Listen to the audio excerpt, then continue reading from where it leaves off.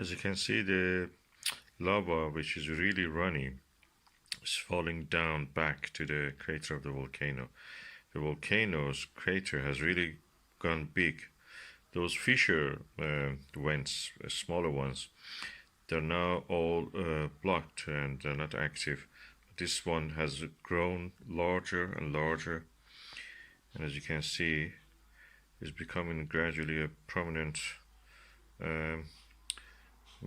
crater kind of mountain. As you can see, the eruption is now started. It's really flooding the channel and overwhelming the wall, spilling over the walls of the volcano. What you see here is actually the channel that feeds the lava, but now that is too tight, too narrow to lead all the, to channel all the lava. So the lava is practically overspilling on the walls. Look, it's making its way through here. This volcano is going to continue to grow. Its source is deep in the mantle of the earth, so it's not going to stop or discontinue. Every 7 to 12 minutes it will erupt. And let's look at the time here. Yeah, 8:49. Yeah, this time it was 11 minutes. And it's already finished, this eruption.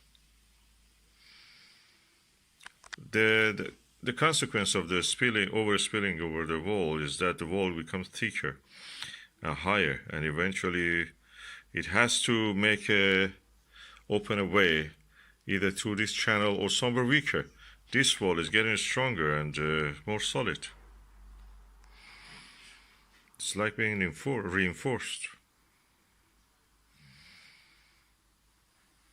So it's not going to split or get a cut or collapse from this side. It must be somewhere weaker. It has found to find a way. Well, who knows? Maybe we have to wait and see.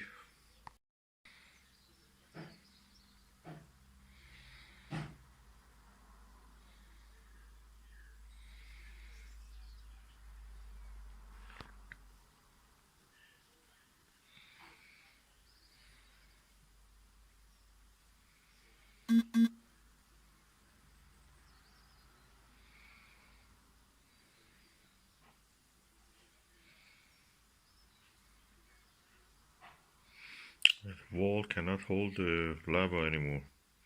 It just cannot.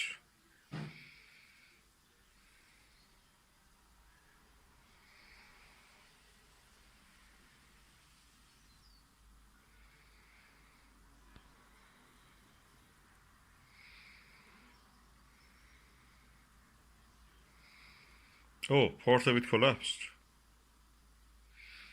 Oh, it became now like a jagged edge.